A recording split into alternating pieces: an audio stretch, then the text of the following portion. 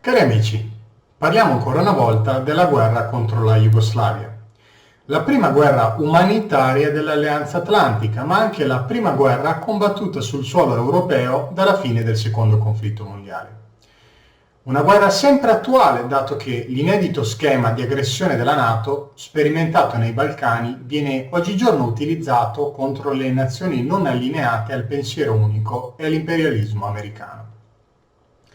Una guerra attuale anche perché, a distanza di 21 anni, non ha mai smesso di mietere vittime. Basti pensare che ogni anno in Serbia e Montenegro si ammalano di cancro circa 30.000 persone a causa dell'uranio impoverito, generosamente distribuito dalla NATO su tutto il territorio della Repubblica Federale Jugoslava durante i 78 giorni dell'operazione Allied Force. Vediamo ora insieme un'intervista fatta a Slobodan Milosevic il 19 aprile 1999, mentre è in pieno svolgimento, senza il consenso delle Nazioni Unite, l'aggressione NATO contro la Jugoslavia. In questa intervista Milosevic spiega il modo in cui si è arrivati alla guerra, in primo luogo attraverso un'aggressione mediatica senza precedenti volta alla demonizzazione di un intero popolo, attraverso la creazione di un'opinione pubblica artificiale. Il presidente jugoslavo spiega anche il modo in cui si sono svolti i cosiddetti negoziati di Rambouillet, il modo in cui sono stati strumentalizzati i rifugiati causati dai bombardamenti. Spiega la politica jugoslava verso le minoranze nazionali, l'apertura jugoslava verso enormi missioni di verifica internazionali e illustra il modo di agire dei separatisti albanesi. La guerra NATO avrà fine il 10 giugno del 1999, dopo aver causato circa 3.000 morti civili, 12.000 feriti gravi e mutilati. Avrà fine con la distruzione di un piccolo Stato sovrano e indipendente, 51 giorni dopo questa intervista. President Milosevic, I want to thank you for agreeing to meet with me today in a time when there's great difficulties between our two countries. I think that our conversation today will help the American people understand a little bit better what is happening here in Serbia and what the Serbian point of view in this conflict is. First of all, as you know, in the American press, you're not pictured very well. President Clinton says that you are the butcher of the Balkans. He says that you're another Hitler, that you're a madman, that you're the cause of all the problems that we've had here in the Balkans for the last 10 years. Who are you really? Who are you as a person? Well, good question. It gives me the opportunity to explain to American audience what the problem is. And the problem is following. Your government is running two wars against Yugoslavia, against our people. One is military war, and the other war is media war, or, if you like it better, propaganda war. Propaganda war started long before military war, and its goal was to satanize this country, our people, leadership of this country, individuals, and whatever was needed to create, artificially of course, public opinion in United States which will be supportive to aggression they committed later. And that media war is showing clearly that their intention to commit aggression were having a long preparation before. So we are victims of both of those wars. In first case, in military war, victims are, just for now, our civilians and our country everywhere. But in media war, victims are not only us. Victim is as well American democracy. If you are lying your citizens, and if you are continually trying to create artificial public opinion based on false informations, on wrong informations, you cannot call it democratic. You cannot tell to the world that you are doing something fair and fine. So I believe that this kind of contacts and more than that, the presence of a lot of journalists from abroad in this country will help to the world to know the truth about our country. I think that's true. I think the American people would like to know a little bit more, though, about you as a person. I mean, have you always been a politician? Have you always been in politics? Oh, no, I was not a politician. I was professionally working in industry for a long time. And then I was banker. And I was banker for 8 years. I was president of largest Yugoslav bank, Beogradska banka. At that time, we were dealing with a lot of American banks, and I have a lot of friends in United States from that time. We were very successful, and we have opened a lot of very good projects, joint ventures and others. And aside of that industrial cooperation, we organized together Anglo-Yugoslav Bank in London with manufacturer Hanover, whose chairman was at that time John McGillicuddy, and Lloyd International British Bank, whose president was Tony Tuke. We signed that in my office here in Belgrade in 79. And that was a successful bank, working still, even under so bad conditions we had for the last 10 years. And at that time we have opened the branch in New York, 635 Madison Avenue, just the opposite of General Motors building, working 20 years. But last several years, of course, that was frozen. And that was a pity for development of our relations, no doubt. How do you see the future of the Yugoslav economy in terms of it being integrated into the world trading community and into the free enterprise system of the world? Well, our orientation towards market economy was clear even in former Yugoslavia. And we want to be open and to cooperate to all countries. We were in sanctions practically pressed not to have access to all our traditional partners and to our new partners which could be created. But we are a very vital economy. In the middle of sanctions, in 93, when new sanctions were imposed, totally blocking our country, we created our own plan and stopped inflation and started growing up. 6%, 7%, 5%, 8%, but in 94, 95, 96, 97, 98, gradually every year was better than previous year. And if we were not under sanctions, we could have even much better results. When I was in Dayton, and when we were talking about future in peace, then Christopher and Holbrooke said to me, well, when we finish that, you will get help. And so I said to them, I don't believe in help. I believe in commercial interests of partners. So let us be free to have free trade and to deal with everybody we would like to deal. And that will be enough for us. And we are able to develop our country. We have a big potential and we can have very successful development.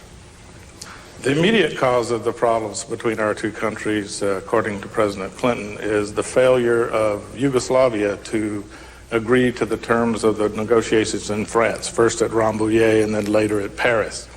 Why was it that Yugoslavia did not sign that agreement? You used the word negotiated. There were no negotiations at all. And your audience have to know that.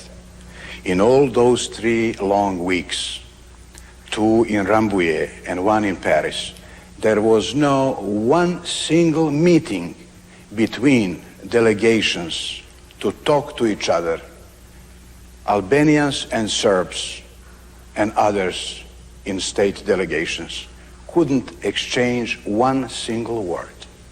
So there were not any negotiations. And look into delegations. On one side, you had a delegation of Serbia composed of everybody who was living in Kosovo and who lives in Kosovo, representatives of all national communities, Serbs, Albanians. 3 Albanian parties were represented in Serbian delegation. They are citizens of this country, of course, and that's so normal. Serbs, Albanians, Turks, Muslims, Gypsy, Egyptians, Goranci, all 7 of different national communities were represented in the delegation. On the other side, that was delegation of separation movement, not Albanian delegation. Albanians are in a delegation of Serbia as well. Delegation of separation movement, purely Albanian. And that's something which can explain the major differences in our approach. Our approach from the very beginning of talks was that Kosovo problem can be solved on the basis of principle of equality of all citizens living in the region and of equality of all national communities living in the region. So our approach is multi-ethnic, multicultural, multi-religious, insisting upon equality of national communities, regardless to their number.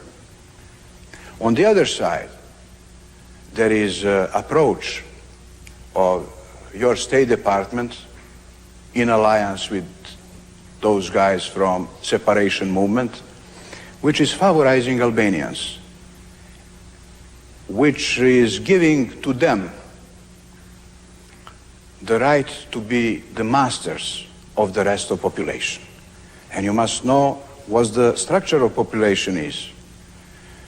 In Kosovo, there are Serbs and Montenegrins, 250,000 of them, who were living there, and their grandfathers and grandfathers of their grandfathers lived there before one single Albanian came from the mountain. That is ancient Serbian territory, with thousands of Serbian monasteries and monuments and so on. But leave it aside. So 250,000 of Serbs, 200,000 of Muslims, 150,000 of Gypsy and Egyptians, about 50,000 of Turks, even Turks who are smallest national community in Kosovo. They have their schools, they have their radio and TV program, they have their editing house tan, meaning day in Turkish language. So what was the problem if there are only 50,000, comparing with, let us say, 800,000 to 900,000 Albanians? In terms of quality, they must have the same rights as national community, and they must participate in the institutions of Kosovo in an equal footing on the basis of that. And that was a crucial difference between those two approaches. Practically what was tried to be imposed in Rambouillet was not autonomy at all. That was independence. And I really don't believe if you show it to any honest American, that there is one single honest American who will tell you that if they were on a place of our delegation, could sign that. We are talking on autonomy, we are talking on equality, on equal approach to interest of all national community, not on independence of Albanian separation movement, which had by that agreement, so-called agreement, practically the right to organize a new state within Serbia. They have their state, that is Albania. That is their national state. In Serbia, they are national minority. They are living everywhere in Serbia. And I want to add to you something very important. In Serbia, there are 26 different national minorities. There was never any problem with any of national minorities in Serbia, including Albanians. But problems were only with separation movement of Albanians in Kosovo.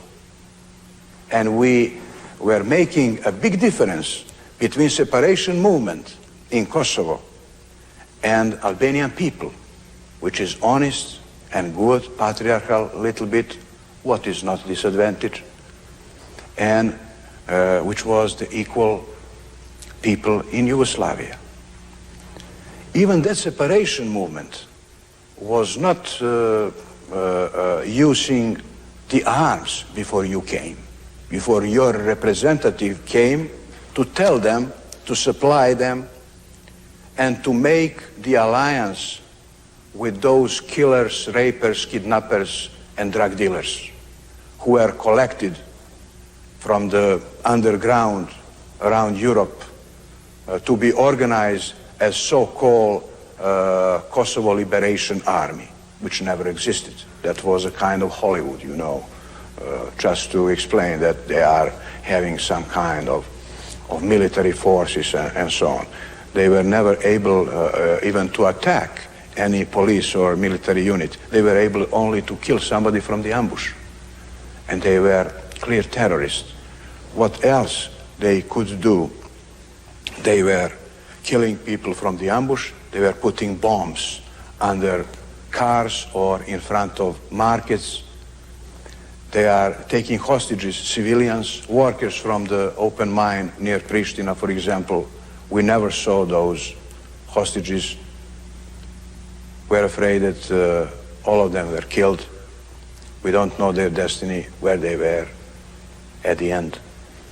So there was no one single act of them which couldn't be clearly defined as terrorist act. And I was really surprised that NATO downgraded its dignity making alliance with those killers and drug dealers.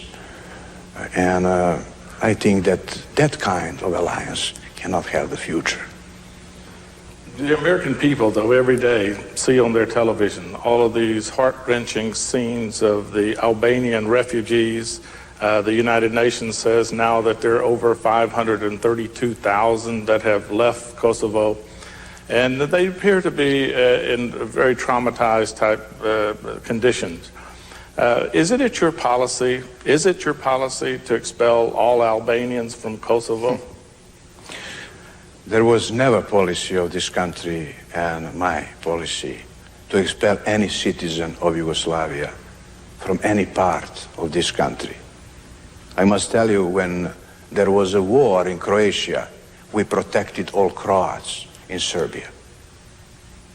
We protected, when there was a war in Bosnia, we protected all Muslims in Serbia. We preserved only multi-ethnic state within former Yugoslavia. That is Yugoslavia, Federal Republic of Yugoslavia today, with 26 different national communities.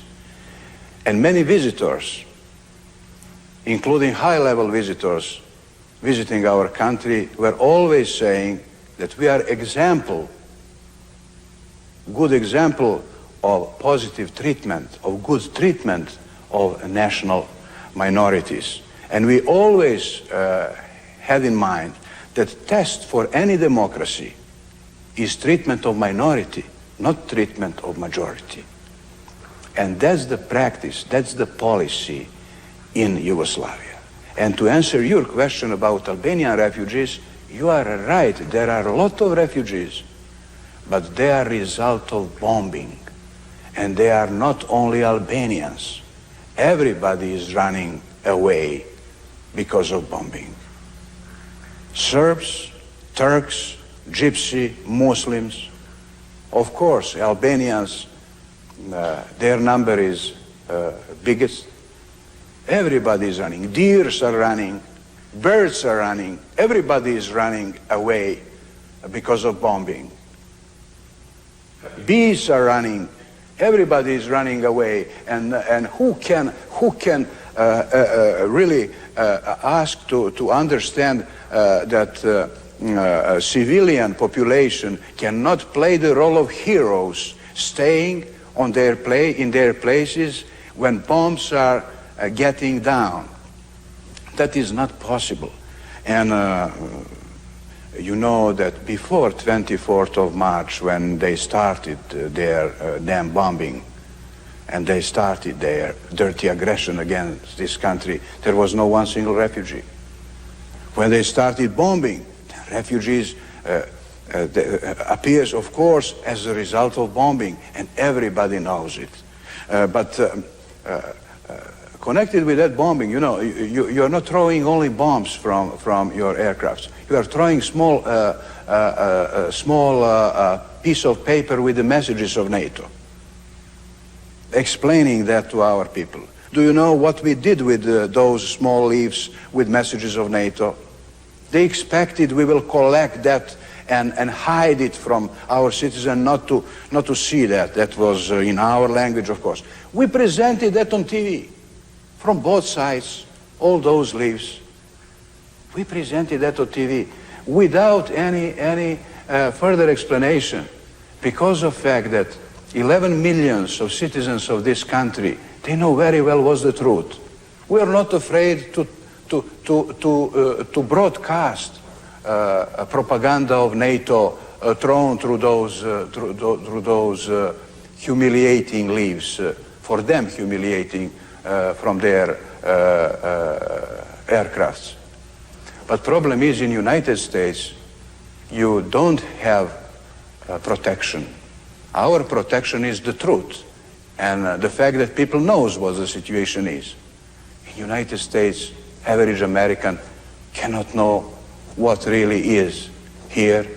He must believe to propaganda. He must believe to those piles of lies which are broadcast every day. Well, you know, that's one of the things about the media. We had a comedian in America in the 1920s, 1930s named Will Rogers that said, "All I know is what I read in the newspapers." Well, to modernize that, all the American people know is what they see on television and the images that they see on television. So how do you explain the fact that many of these refugees from Kosovo are talking about, we were driven out of our homes by the Serbs. The Serbs come and knock on our door, tell us that we have to leave within 10 minutes, and they take all of our possessions, and we have to leave. How do you explain when the American, or actually the NATO briefer, Jamie Shea, shows pictures on television that says, here are satellite pictures of what we believe to be mass graves? How do you explain these things? Well, those who you saw on TV were told to say that. And by UČK, by that people, by those killers, rapers and kidnappers who are not terrorizing only Serbs and other non-Albanian population in Kosovo. They are terrorizing Albanians as well. I must tell you, it is a tragic situation with Albanians in Kosovo. They are manipulated and they are terrorized by those killers and kidnappers, those rapers, those narco dealers. I will tell you a simple fact. When you look to the number of peaceful citizens killed by UČK in Kosovo, the the number of Albanians who were killed by that so-called Kosovo Liberation Army belongers is twice bigger than number of Serbs. They were killing Albanians to discipline them, to send a message to them that they all have to support them, that they all have to pay to them fees they ordered, and that all have to be recruited or to pay instead if they are called under their so-called flag. So what simple, peaceful Albanian, average Albanian can stay if he is told to stay that? Otherwise, he would be killed. He will stay whatever they want for them to stay. But that was not the truth. We saw a lot of their explanations on TV, just leaving country on territory of Republic of Macedonia, saying, a lot of them were asked, why you are getting here? Everybody was explaining, bombs are falling down, how to stay there. That was explanation. But about CNN, you know, I saw my own eyes at the beginning of this war on CNN. Poor Albanian refugees walking through the snow and suffering a lot. And you know, in Kosovo there was spring, no snow. And that was explanation for informations from CNN. We are looking to CNN. Practically everybody can see CNN all the time. CNN, Sky, BBC, everything is seen here. So nothing special. They are paid to lie. That is in nowadays media. I believe is even most dangerous arm than those bombs or rockets. That is most dangerous arm. And they started with that media war or that propaganda war long before they started military war. But we said publicly we have organized return of those refugees, but we cannot count with the ending of bombing, and people is afraid. One pretty big number who was getting back was bombed by NATO aircrafts. 75 citizens, all Albanians, were killed, and several dozens were wounded badly. So how to restore their confidence into safety if they are exposed to be bombed that way? Nobody could make the mistake in a sunny day and to confuse between ordinary tractors and peasants with the tanks or military units. That was out of question. And I believe that was done by purpose, to send message to them that it is not their business to come back. NATO is creating refugees. That is their tactic, to create as much refugees as possible, to empty Kosovo if possible, to have a lot of refugees outside, and then to say that is the alibi for NATO to get here to help, to deliver humanitarian help, to help those refugees to get back. They can't get back immediately. Only obstacle to them is NATO bombing. Only obstacle to political process which is going on despite that bombing is bombing. Let's talk about the political process. Obviously, there are a lot of people on both sides of this issue, even people in America that are concerned about continuing a maximum position of NATO and trying to solve this thing solely by military means, because they think the cost in terms of economic costs and in terms of the human cost, both to your country and to our country, may be much higher than either one of our peoples want to pay. And so I think both peoples would like to see some kind of political settlement to this situation. And if we hold to the maximum positions that each side has right now, there may not be any progress. It will delay progress. So what do you see as a possibility for some negotiated political settlement of this problem in the near term? Well, I believe that when aggression stops, when bombing stops, then it will be very easy to continue political process.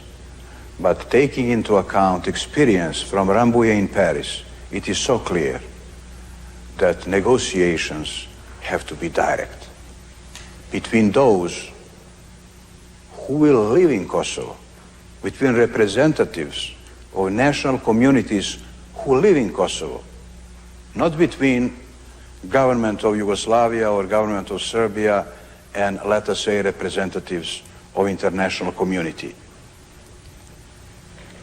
We said very clearly, we will welcome a civilian United Nations mission to witness what happened there and to witness the process of political settlement as well. And we always were open. Look to the facts.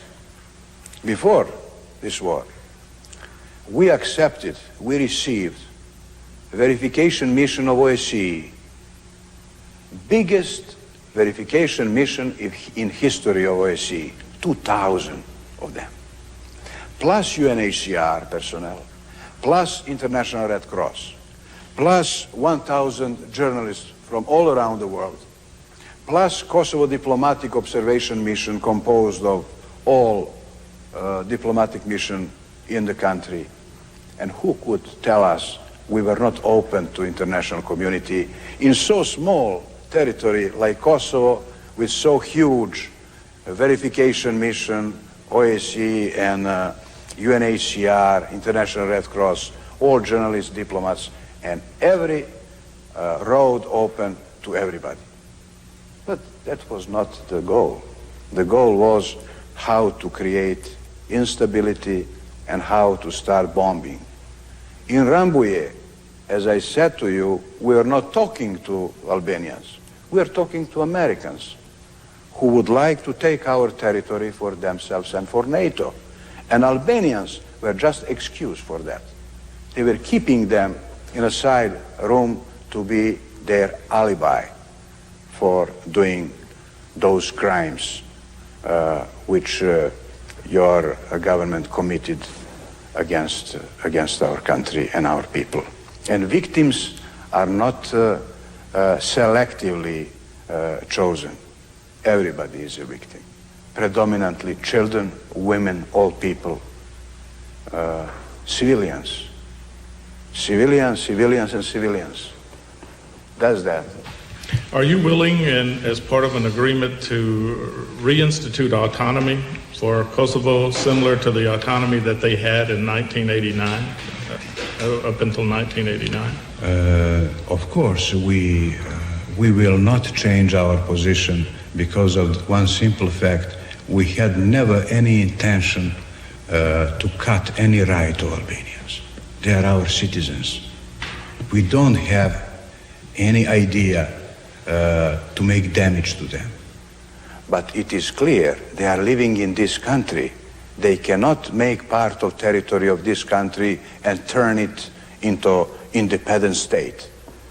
If that formula, which was tried to be deployed here, get into practice in the world, I don't see any state in the world who could survive. Look to Europe. Look to Spain, look to France, look to Belgium, look to Italy, look to Africa. In Africa, there is no one single country who could survive if you allow that kind of separation movements to take let us say, a kind of legal support. So, if that become practice, no one country will be safe. So we are not confronting that big power only in a position that we are defending ourselves. I think we are defending a right to be free and to be independent and right to live in peace. That is what we are doing. Are you willing also, as part of some kind of negotiated settlement, to accept some kind of international presence that will verify for the world community that the things that were agreed to in terms of the autonomy for the Albanians and the rights of all citizens of Kosovo are being equitably implemented? Of course, we are ready to accept UN civilian mission. Of course, without representatives of the countries who participated aggression against our country. We said that clearly. We are ready for that. We have nothing to hide. And you're willing also to allow the international aid and charity missions to come back and do their jobs? Absolutely. They are even now allowed to come back. But they are afraid. We never send them out. They were afraid from bombing. That is one of the explanation why they didn't stay in Kosovo, let us say, International Red Cross. They stayed everywhere in conflicts. But how to be safe from bombing? They fled Kosovo as civilians as well. They were not sent away. They simply went away to save their lives. Who can be protected by bombing? And you're saying that even now, while the bombing is going on, if the international humanitarian Red Cross or other agencies want to come back to Kosovo, even now they would be allowed to come back? Even now, International Red Cross and UNHCR can get back. I cannot tell you for every single humanitarian organization because of some so-called humanitarian organizations were organized to support terrorism or to support separation movement, being under coverage of that so-called humanitarian task. Our police arrested a couple of Australian care belongers who were organized spying network in Yugoslavia. They admitted that in front of camera. They said they are very sorry. They said that that was big damage to our country. They were spying for NATO to explain where are positions they have to bomb, what was the result of their bombing, and so on. They explain even that they have abused domestic personnel for that. So we believe that International Red Cross and UNHCR can cover all those needs if they want to help to refugees. And that is something which was never under any question. They can come whenever they want. One more thing that the American people are very concerned about, President Milosevic, is the fact that 3 Americans are being held as prisoners of war here. Can you assure the American people that they are in good health, all 3, and that all 3 of them are being cared for in a humane way? Well, in the situation in which we are, I think the question must be, what with those civilians who are the victims of your soldiers and your pilots? And I hope that you will start thinking that way. But to answer your question, we are very old people in Europe, very old, with a long tradition, and we are respecting prisoners of war. Nothing will happen to your soldiers. They are treated well, they are healthy, and in everything what exists, Geneva Convention is respected. So we are civilized people. We are not to to make any damage to your guys who are in prison. It's important. One of the big criticisms that President Clinton continues to say almost every time he speaks on this issue is the refusal of your government to allow the Red Cross to come and see these prisoners as the Geneva Conventions provide for. What's your reason for not allowing the Red Cross to see I these think prisoners? that Red Cross can visit them. I don't know that they were not allowed. I don't know where is Red Cross who asked for that. If there is a Red Cross mission that is under Geneva Convention, they can see them. That is not the question at all. They can,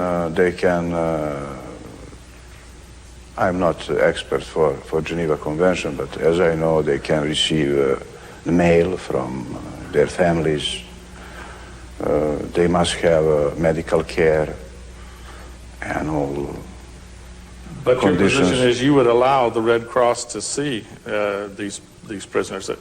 Red Cross is always authorized to visit prisoners of war. Of course, not every day, but from time to time, as it was in a rules of army. But those rules are in compliance with the Geneva Convention. That is not the question. I don't see that problem that way. One last question. We hear rumors in Belgrade from various people that many more aircraft have been shot down than the American press or the American administration admits to. That maybe as many as 80 airplanes have been downed, that there might be other pilots of NATO countries and the United States that have been made prisoners because of this. We've also heard rumors that your forces in Kosovo have already engaged in firefights with the special forces from the United States and special air services from the UK and have killed maybe 20, 24 of these kind of special soldiers that have come into Kosovo. Is this just a rumor or are these facts? You know, that is not black and white. I cannot tell you that is just a rumor or that is just a fact. That is mixed. Some are facts, some are rumors. And it is so logical that NATO will not admit that. They have tried even to avoid, to acknowledge killing of those refugees. But when they saw that was unavoidable, they said, yes, that happened. So it is so logical. For now, for the time being, we had no foreign troops in our territory, even those specialists you have mentioned. We had several tries of Albanian soldiers of Albanian army mixed with those bandits from Kosovo in the units composed of, let us say, 1,000 or 1,500 to get through the frontier and to penetrate into territory of Kosovo. And they were stopped by our army. They had a very big losses. They are not the army, I must tell you. And whoever is combining with recruiting those criminals into a kind of military units doesn't know a lot about them. They would escape on a first shot, always. And they show that. Whenever they have tried to get in through the borders, they were running away, back. So that happened several times. If there were some instructors with them, foreign origin, that was not seen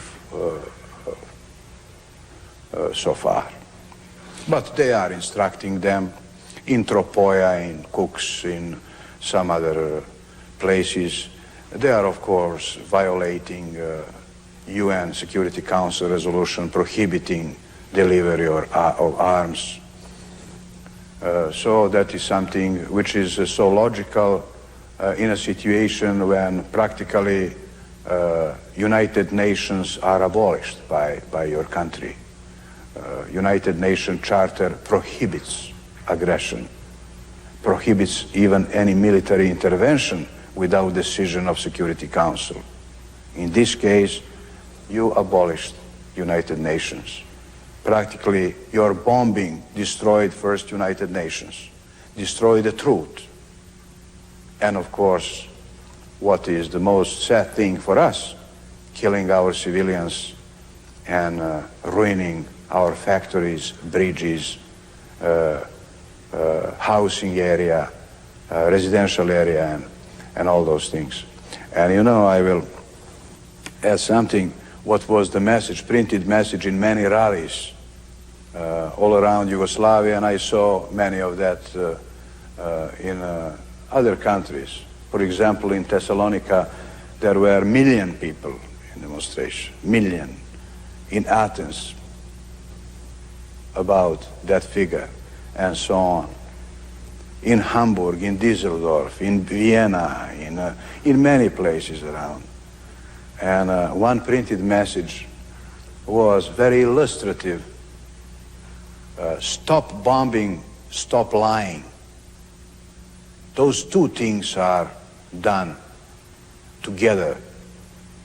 And that is explanation of those two wars you're running against one small, sovereign, independent country 5,000 miles away from your coast.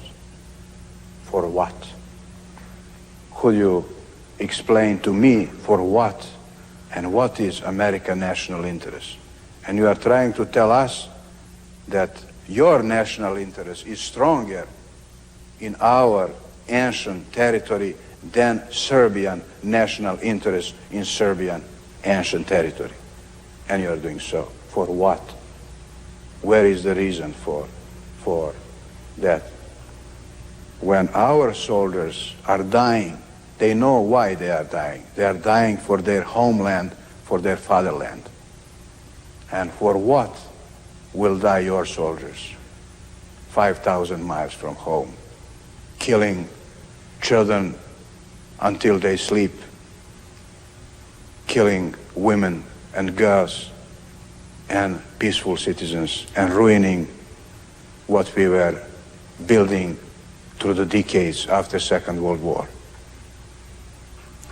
And to absurd be the bigger we were allies in those wars. And you decided to support that separation process, that separation movement, which is in its character Nazi movement. I will tell you why, quite clearly. Their publicly declared aim is ethnically pure Kosovo. That is Nazi character.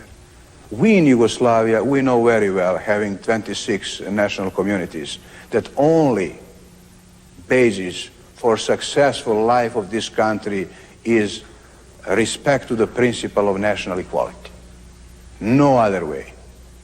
And that is the main principle in this country, composed of 26 national communities.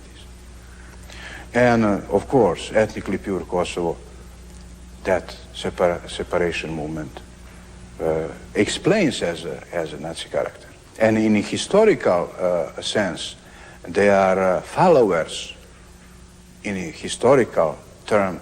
The Mussolini created Greater Albania in Second World War, fascist creation, which took at that time part of Kosovo, part of Macedonia, and part of Greece. And that was so-called Greater Albania created by Mussolini. So their Nazis and fascist character is very clear. But I want to tell you again, we are making a big difference between that separation movement and Albanian people living in our country. And we want to help people. And of course, to eliminate separation movement. as any country in the world. I think that there is at least now 100 countries in the world which have problems with some kind of separation movement. But only this country is bombed by strongest and most powerful war machinery ever existed in the world. And who will gain a glory with all those powerful and high technology ruining one small independent country member of UN? And what will the world look like after that practice? World has to be free.